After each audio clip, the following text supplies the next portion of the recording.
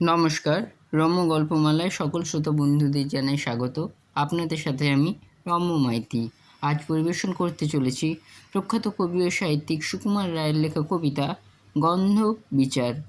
কবিতা পাঠে আমি রম্য মাইতি। আজকের কবিতা গন্ধ বিচার।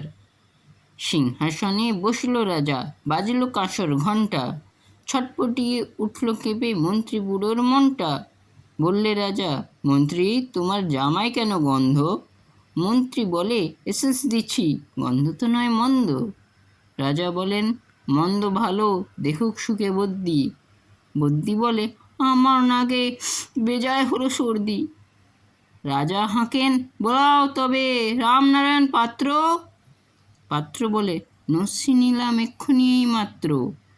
নস্যি দিয়ে বন্ধ যে না, গন্ধ কোথায় ঢুকবে? রাজা বলেন, কোটাল তবে গিয়ে এসো শুকবে।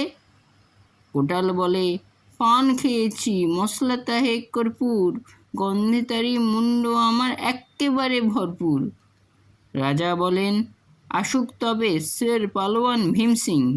ভীম বলে, আজ করছে আমার সমস্ত কাজ ঝিমঝিম, রাত্রে আমার বুখার হলো, বলছি হুজুর ঠিক বাত। বলেই শুলো রাজসভাদের চক্ষু বুঝে চিৎপাত। রাজার শালা চন্দ্রকেতু তারেই ধরে শেষটা। বলল রাজা, তুমি না হয়ে করো না ভাই চেষ্টা। চন্দ্র বলেন, মারতে চাও তো ডাকাও নাকো জল্লাদ, গন্ধ শুঁকে মরতে হবে এ আবার কি আহ্লাদ। ছিল হাজির বৃদ্ধ নাজির, বয়সটি তার 90। ভাবল মনে, ভয় কেন আর, একদিন তো মরবই।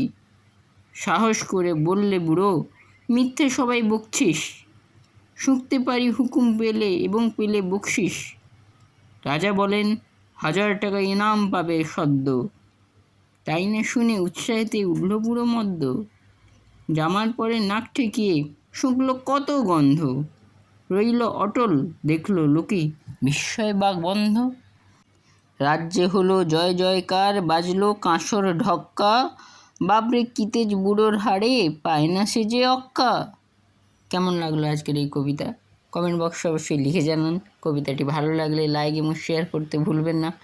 পরবর্তীকালে নিত্য নতুন নানা স্বাদের কবিতা শুনতে এখনই আমার চ্যানেলটি সাবস্ক্রাইব করে আমার পাশে থাকুন।